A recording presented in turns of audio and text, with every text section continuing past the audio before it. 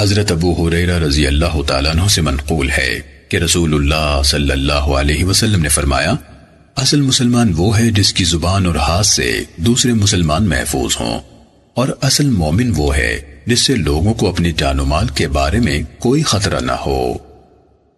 سنن نسائی حدیث نمبر 4998۔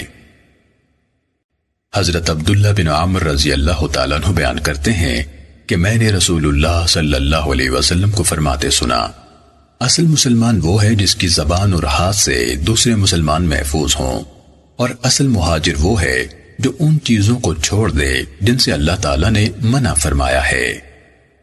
سنن نسائی حدیث نمبر 4999۔ حضرت انس رضی اللہ تعالیٰ عنہ سے روایت ہے کہ رسول اللہ صلی اللہ علیہ وسلم نے فرمایا، جو شخص ہماری طرح نماز پڑھے اور ہمارے قبلے کی طرف منہ کرے اور ہمارا ذبح کیا ہوا جانور کھائے وہ مسلمان ہے۔ سنن نسائی حدیث نمبر 5000۔